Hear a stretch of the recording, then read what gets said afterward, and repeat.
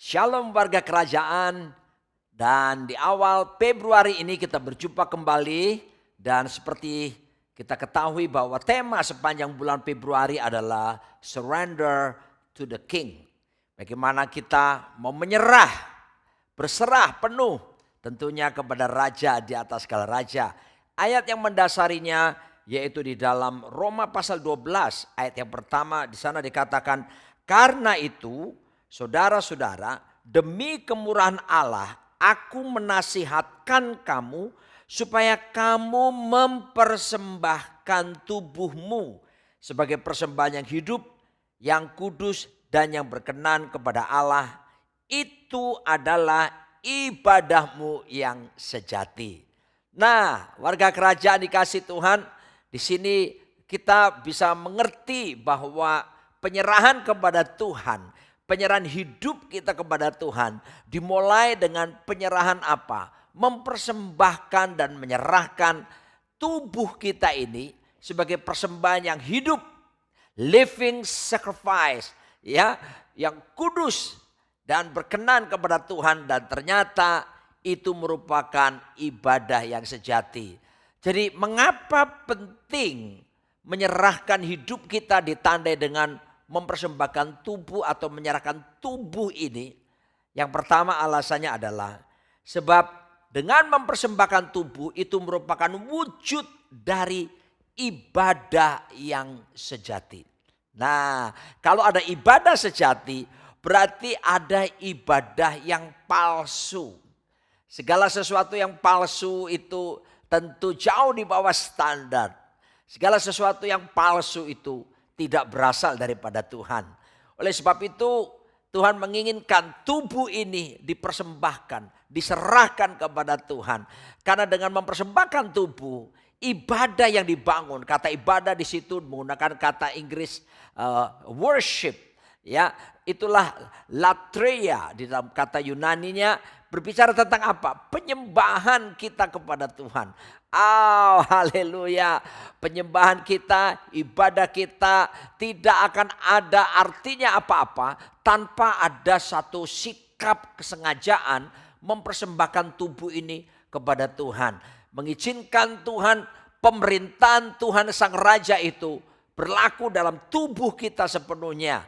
Ya, sehingga tubuh ini ada di dalam kuasa daripada Raja di atas segala raja. Bukan kendali kemanusiaan kita. Dan kalau kendali kemanusiaan kita, maka tentunya kita cenderung berbuat dosa dengan daging yang ada pada kita. Tapi sepenuhnya kita serahkan kepada Tuhan. Artinya mengizinkan Sang Raja itu menyatakan pemerintahannya berdaulat atas hidupku. Ku berserah penuh. Dan ibadah kita, penyembahan kita menjadi penyembahan yang sejati. Penyembahan yang asli, saudaraku yang dikasih Tuhan. Itu alasan yang pertama. Yang kedua, mengapa harus mempersembahkan tubuh kita ini? Yang kedua dikatakan dalam 1 Korintus pasal yang ke-6 ayat 19-20. Dikatakan bahwa tubuh ini adalah bait Allah.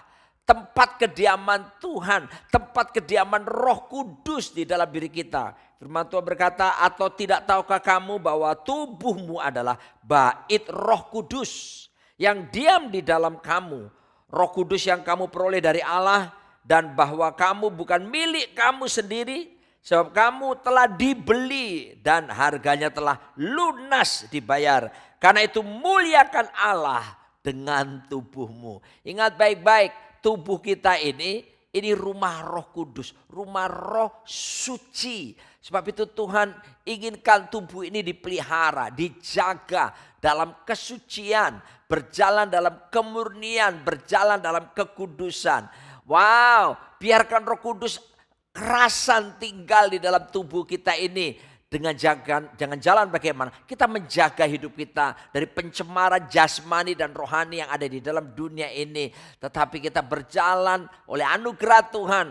kita berjalan dalam kemurnian kekudusan. Sebab tubuh bisa disiplin, bukan? Saudaraku dikasih Tuhan, ketika kita mendisiplin tubuh kita untuk kita mengikuti kehendak Tuhan, menjadikan pelaksana kehendak Tuhan dalam hidup kita, maka saudaraku, Roh Kudus akan diam, akan kerasan tinggal. Kalau kita punya rumah itu bersih, saudaraku, kita akan enak bisa tinggal di situ. Tapi bayangkan kalau rumah itu kotor, sampah berserakan, tentu tidak betah. Kalaupun ada tamu datang ke rumah kita, mereka akan cepat pulang, saudaraku. Mereka tidak akan mau datang lagi karena mereka melihat sudah bau dan tidak enak dipandang. Tapi bayangkan kalau kita jaga hidup dalam kemurnian kekudusan, saudaraku dikasih Tuhan. Apa yang terjadi? Kita jaga tubuh kita dengan baik. Karena kita mengerti rumah Roh Kudus, rumah Roh Suci di dalam diri kita. Luar biasa bukan? Dan biarlah Roh Kudus tetap tinggal dan bisa betah, ya, bisa menikmati keindahan perjalanan kehidupan bersama dengan kita. Karena kita dengan sengaja kita pelihara tubuh kita dalam kesucian dan kekudusan.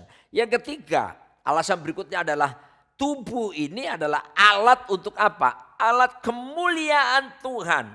Tubuh ini alat untuk memuliakan Tuhan. Wow, saudaraku, instrumen untuk bisa memuliakan raja seperti dalam 1 Korintus pasal 6 ayat 90 itu. Karena apa saudaraku? Kita ini telah dibeli dan harganya telah lunas dibayar.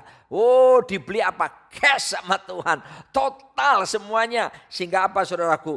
Ini waktunya kita memuliakan Tuhan dengan tubuh ini. Perhatikan baik-baik. Makanya seluruh anggota tubuh ini mesti dipelihara baik-baik. Supaya apa? Menjadi alat kemuliaan Tuhan. Wow, itu luar biasa bukan? Kata memuliakan Tuhan mengandung pengertian bahwa ada bobot ilahi yang Tuhan nyatakan di dalam diri kita. Ingat baik-baik ya, Tuhan ingin lewat Tuhan menyatakan kemuliaannya dan Tuhan menyatakan di dalam diri kita bobot ilahi. Dan biarlah mengalir lewat hidup kita juga bobot ilahi, karakter ilahi itu terpancar. Orang melihat kita, orang melihat raja di atas segala raja memerintah dalam diri kita. Orang melihat kita, orang melihat kerajaan Allah berkuasa di dalam hidup setiap kita. So, mari kita jaga tubuh kita ini baik-baik karena tubuh ini alat yang dipakai Tuhan untuk memasyurkan, untuk memuliakan Tuhan. Betapa indah kalau kita ketahui hidup ini apa? Hidup untuk memuliakan Tuhan. Selanjutnya kita lihat bagaimana, mengapa kita harus menyerahkan tubuh, mempersembahkan tubuh kepada Tuhan yang adalah Raja kita. Yang pertama adalah, ini adalah wujud daripada ibadah kita, penyembahan yang sejati. Tapi yang kedua kita harus ingat, tubuh itu adalah bait Roh Kudus. Dan yang ketiga, tubuh ini adalah alat untuk memuliakan Tuhan. Dan yang keempat, tubuh adalah senjata kebenaran. Kalau saudara berpikir tentang senjata, dipakai untuk apa? Tentunya dipakai untuk menyerang. Dan kita tahu musuh itu adalah kerajaan kegelapan. Dan apa yang harus kita lakukan? Kita serang dengan menggunakan apa? Jaga tubuh kita hidup kudus.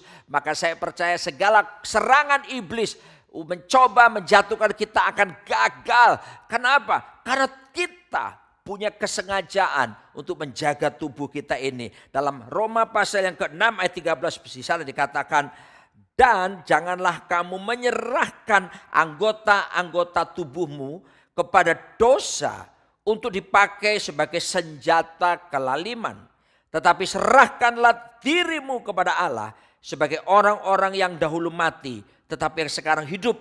Dan serahkan apa lagi? Anggota-anggota tubuhmu kepada Allah untuk menjadi senjata-senjata kebenaran. Wah, ini luar biasa ya.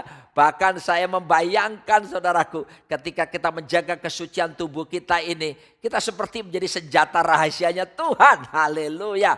Sebab itu ada kuasa untuk menyerang kuasa-kuasa kegelapan. Ada kuasa untuk mendobrak dari kerajaan-kerajaan kegelapan ketika seseorang berjalan dalam kemurnian kekudusan.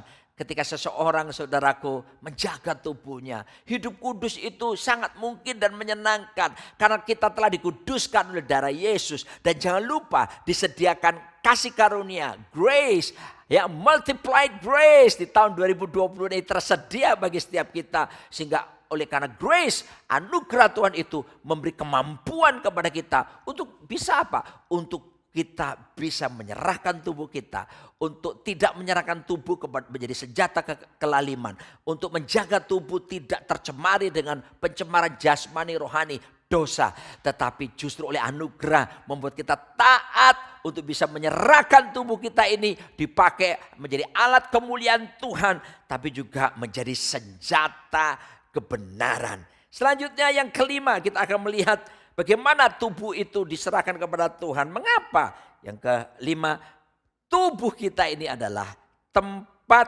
kediaman jiwa dan roh. Anda harus tahu dan kita semua tentu tahu bahwa manusia itu, realitas manusia yaitu ada tubuh, ada jiwa dan ada roh. Dan inilah realitas tubuh kita yang Anda lihat seperti saya sedang berbicara kepada Anda semuanya. Tapi jiwa itu ada pikiran, ada perasaan, ada kehendak atau kemauan. Ada di mana? Dia berdiam di dalam tubuh kita. Dan juga yang realitas kita yang berikutnya adalah manusia roh. Ya, sebab aslinya kita adalah roh kita itu. Dan itu ada tinggal di dalam tubuh kita. Makanya tubuh harus dijaga. Bayangkan kalau kita nggak jaga. Seperti firman Tuhan katakan di dalam 1 Korintus pasal 9 ayat 27. Tetapi aku melatih tubuhku dan menguasainya seluruhnya.